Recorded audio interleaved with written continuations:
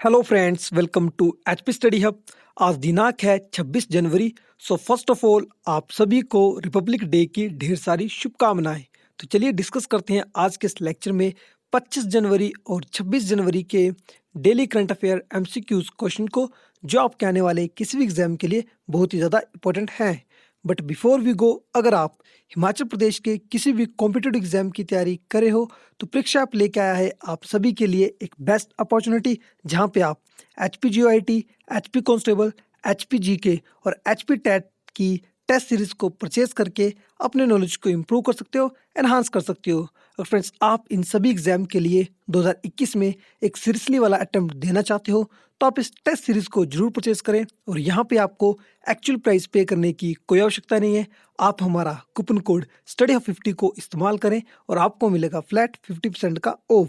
परीक्षा ऐप को डाउनलोड करने का लिंक आपको डिस्क्रिप्शन बॉक्स में मिल जाएगा। और इसके साथ ही अगर अभी तक आपने हमारे चैनल को सब्सक्राइब नहीं किया है तो हमारे चैनल को सब्सक्राइब करें और बेल आइकन को प्रेस करना ना भूलें। तो चलिए फ्रेंड्स, शुरू करते हैं आज के इस लेक्चर को। क्वेश्चन नंबर 1, जिसमें आपसे पूछा गया है, road transport and highways ministry has partnered with which organisation for geo hazard management. Friends, first question में आपसे पूछा गया है, जियो हजार्ड मैनेजमेंट के लिए हाल ही में road transport and highway ministry ने कौन से ऑर्गेनाइजेशन के साथ पार्टनरशिप की है। आपके option A ISRO, option B DRDO, option C BARC या फिर ऑप्शन डी CSIR। तो इस क्वेश्चन का जो राइट आंसर होगा क्वेश्चन नंबर 1 का, वो होगा option B DRDO।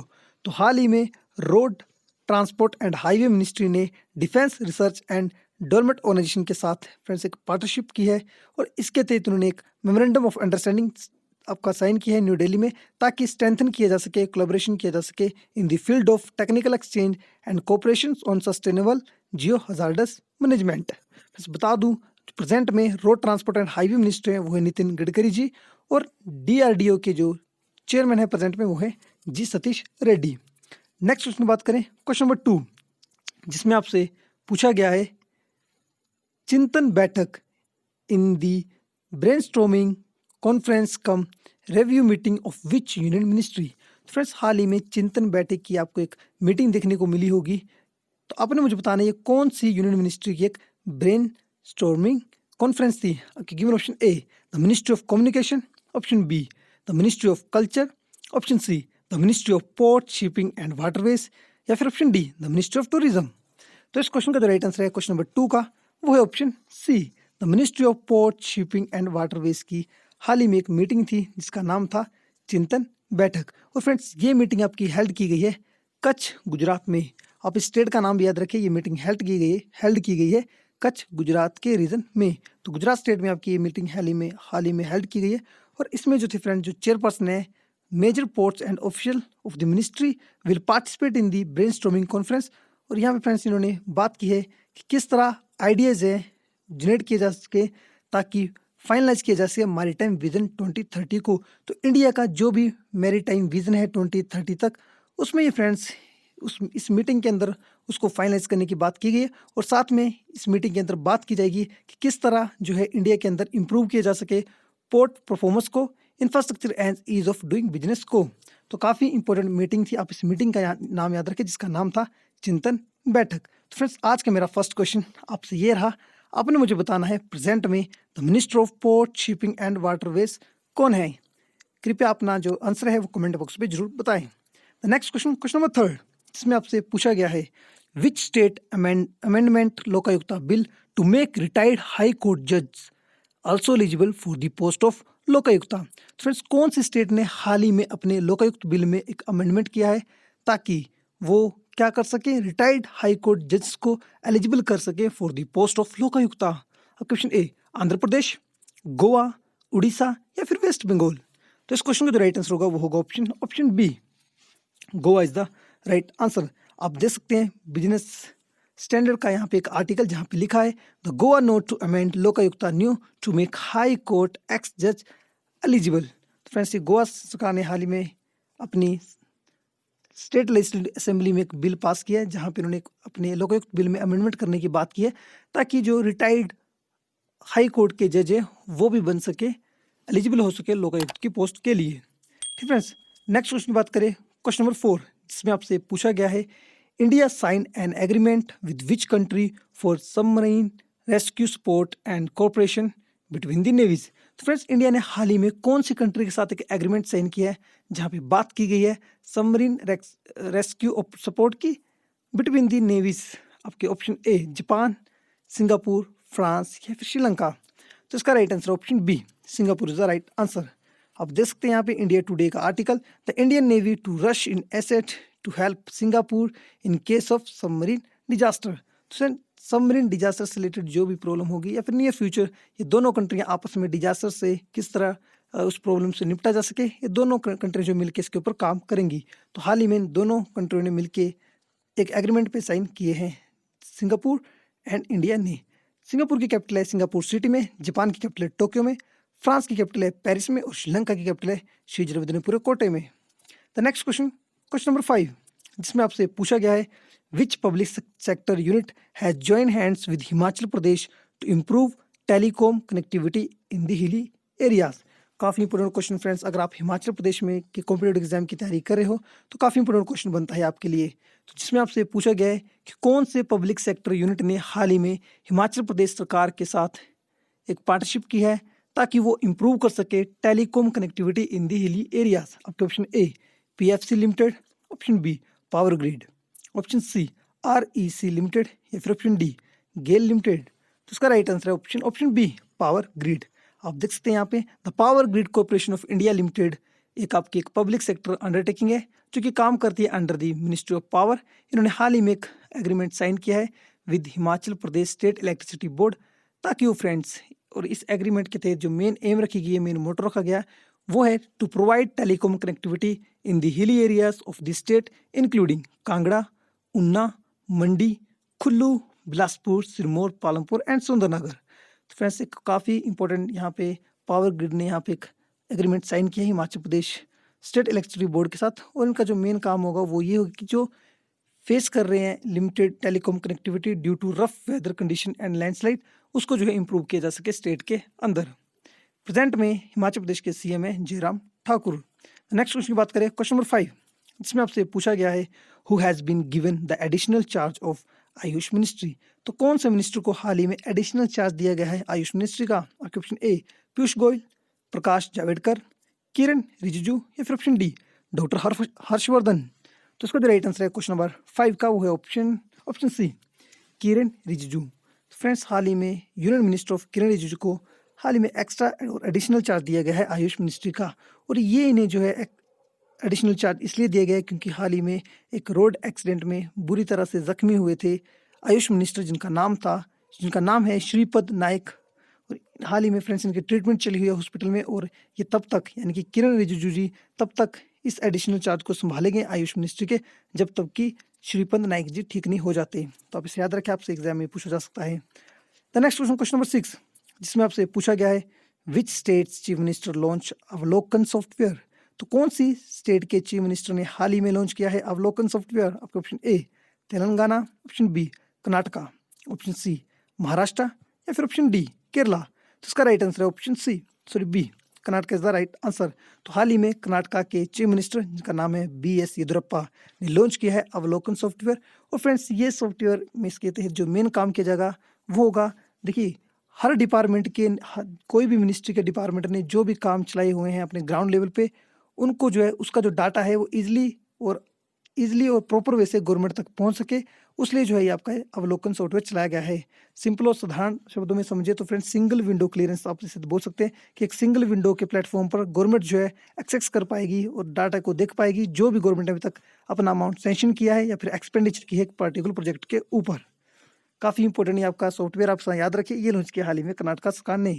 The next question number 7, again important question, national voter day celebrated on which day. तो राष्ट्रीय मतदाता दिवस कब मनाया जाता है? आपके ऑप्शन ए 23 जनवरी, 25 जनवरी, 26 जनवरी या फिर 27 जनवरी।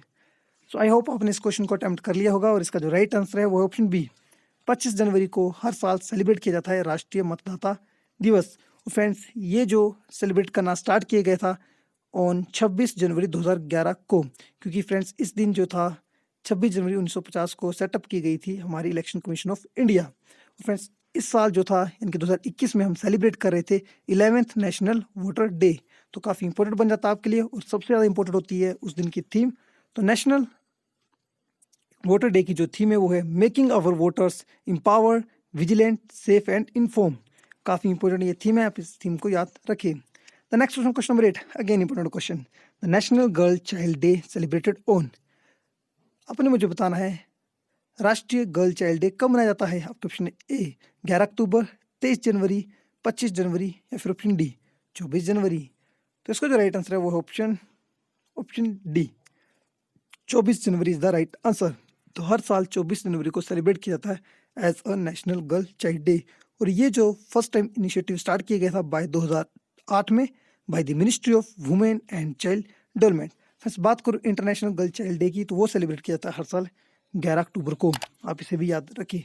और नेशनल गर्ल चाइल्ड डे होता है 24 जनवरी को। 25 जनवरी को हमने डिस्कस किया, उस दिन होता है नेशनल वोटर डे। और 23 जनवरी को होता है फ्रेंड्स, फर्स्ट टाइम हमारे नेशन ने इसको सेलिब्रेट किया है एज अ नेशनल पराक्रम दिवस।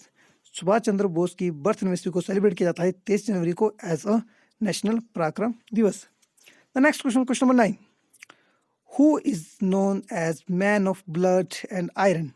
तो इनमें से गिवन ऑप्शन में से किसे कहा जाता था man of blood and iron. आपके ऑप्शन है नेपोलियन, बिस्मार्क, होचिमिन या फिर सर वॉल्टर स्कॉट। इसका right answer option B Bismarck.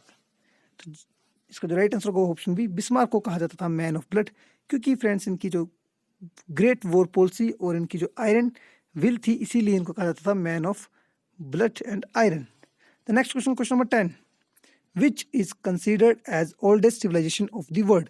तो गिवन ऑप्शन में से कौन सी जो सिविलाइजेशन है सबसे पुरानी है। आपके option A Mesopotamian civilisation, option B Harappa civilisation, option C Chinese civilisation या फिर ऑप्शन डी इजिप्टियन सिविलाइजेशन। तो इसका जो राइट आंसर है वो ऑप्शन ए मेसोपोटामियन सिविलाइजेशन। आप देख सकते हैं यहाँ पे मैंने सभी सिविलाइजेशन के क्रमानुसार यहाँ पे उनका क्रॉनिकल ऑर्डर लिख दिया है। सबसे पहले आई थी मेसोपोटामियन सिविलाइजेशन लगभग 4000 BC टू 6 सेंचुरी BC तक। उसके बाद थी इजिप्टियन सिविलाइजेशन लगभग 3400 BC से 1000 BC तक। उसके बाद थी हड़प्पा सिविलाइजेशन 2500 BC से 1750 BC। और उसके बाद सबसे लास्ट में Chinese civilisation 1765 BC to 250 BC। The next question, question number 11, what is Abell 370 whose picture was recently shared by NASA. तो नासा ने हाल ही में एक पिक्चर शेयर की है, इसका नाम है एबल 370। आपने मुझे बताना है वो गिवन ऑप्शन में से क्या है। क्या वो एक ब्लैक होल है, एक्सोप्लैनेट है, गैलेक्सी क्लस्टर है या फिर मेटेओर है। तो इसका right answer option C galaxy cluster. तो फ्रेंड्स आप देख सकते हैं पिक्चर पे, ये रेस की पिक्चर। तो ये हाल ही भी पिक्चर नासा ने हमारे साथ शेयर की है। तो आप देखते हैं यहाँ पे NASA has recently posted A picture on able 370। और ये आपका एक मैसिव क्लस्टर ऑफ गैलेक्सी है। और ये जिस टेलीस्कोप के साथ कैप्चर किया गया उसका नाम है हबल स्पेस टेलीस्कोप। आप इसका भी नाम याद रखें HST, यानी कि हबल स्पेस टेलीस्कोप से ये पिक्चर ली गई थी नासा द्वारा। फ्रेंड्स इसके डिस्टेंस की बात करूँ तो अर्थ से इसकी दूरी है लगभग 4.9 बिलियन लाइट ईयर्स। तो लगभग 4.9 बिलियन लाइट ईयर दूरी है इसकी अर्थ से। The next question, question number 12, Namrup which was recently making news for its urea plant is located in which state। आपने मुझे बताना है नामरूप जो पावर प्लांट है, एक यूरिया का पावर प्लांट है, आपने मुझे बताना है ये कहाँ पे लोकेट है, कौन सी स्टेट के अंदर, असम, छत्तीसगढ़, बिहार या फिर उत्तराखंड। तो इसका right answer option A Assam is the right answer. तो असम के अंदर है, नामरूप टाउन के पास लोकेट करता है। और ये लगभग आपके सदर्न ईस्टर्न पार्ट पे दिखेगा असम स्टेट की, वहाँ पे आइए नामरूप यूरिया प्लांट। तो फ्रेंड्स ये जो है आपका ये रिसेंटली हाल ही में एक मीटिंग हेल्ड की गई by the ministry of chemical and fertiliser regarding the upcoming urea plant at Namrup. और इसके अंदर फ्रेंड्स इसलिए ये आपका जॉइंटली प्रोजेक्ट इंप्लीमेंट किया जाएगा by the national fertilizer limited, oil India limited, Rashtriya chemical and fertilizer limited, Brahmaputra valley fertilizer corporation limited and Assam government. तो इन सभी का ये आपका एक जॉइंट वेंचर है जहाँ पे ये खोलेंगे स्टेट का नामरूप एरिया में urea plant. The next question, question number 13, जिसमें आपसे पूछा गया है द 1776 यानी कि 1776 commission report which was making news recently is associated with which country.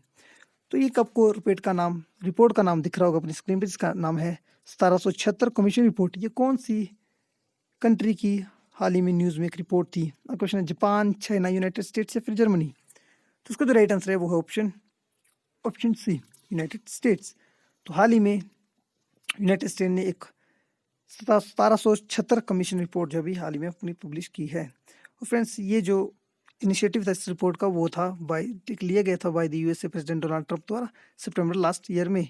और इसके अंदर फ्रेंड्स बात की गई थी, उन्होंने किया था कि एक सेटअप की जाएगी इस रिपोर्ट के तहत एक national commission to promote patriotic education in the country and also called as a 1776 commission. और फ्रेंड्स, ये आपकी टैकल करेगी, काउंटर करेगी 1619 की उस प्रोजेक्ट को, जहाँ पे न्यूयॉर्क टाइम्स के इनिशिएटिव में लिखा गया था कि to mark the completions of 400 years since the enslaved African arrived. तो फ्रेंड्स, आपने बस इतना सा याद रखना है कि जो ये रिपोर्ट है 1776 कमीशन रिपोर्ट, ये स्पेशली बात करती है कि किस तरह यूएसए के अंदर प्रमोट की जा सके पैट्रियोटिक एजुकेशन को। द नेक्स्ट क्वेश्चन नंबर 14 और आज का ये last question. On the occasion of national girl child day on 24 January who will take charge as the chief minister of Uttarakhand for one day. तो friends, national girl child के अवसर पे वो कौन है जिसको एक दिन के लिए चीफ मिनिस्टर बनाया गया था उत्तराखंड का? क्वेश्चन है कृति मौर्य, कनिका कुमाऊ, सृष्टि गोस्वामी या फिर स्वाति कुमारी। तो उसका राइट आंसर है ऑप्शन सी, सृष्टि गोस्वामी। तो आप देखते हैं सृष्टि गोस्वामी उत्तराखंड सीएम। हरिद्वार की आपकी गर्ल थी जिसने आपकी हाल ही में परसुइंग की है BSc in agriculture to become the Uttarakhand CM for one day. तो इन्हें बनाया गया था उत्तराखंड के चीफ मिनिस्टर यानी कि त्रिवेंद्र सिंह रावत द्वारा एक दिन का मुख्यमंत्री। तो सृष्टि गोस्वामी, आप इनका नाम याद रखें। तो फ्रेंड्स, आज के सिलेक्शन में हमने जो थे 25 जनवरी और 26 जनवरी के करंट अफेयर एमसीक्यूज को डिस्कस किया। अगर आपको इस लेक्चर की पीडीएफ चाहिए होगी तो आप हमारे Telegram group HP study hub को ज्वाइन कर सकते हैं। वहाँ पे आपको हमारे सभी लेक्चर की पीडीएफ मिल जाएगी। और इसके साथ ही अगर अभी तक आपने हमारे चैनल को सब्सक्राइब नहीं किया है तो हमारे चैनल को सब्सक्राइब करें and don't forget to press the bell icon button. तो चलिए मिलते हैं नेक्स्ट लेक्चर में, तब तक के लिए अपना ख्याल रखें, सेफ रहें, धन्यवाद।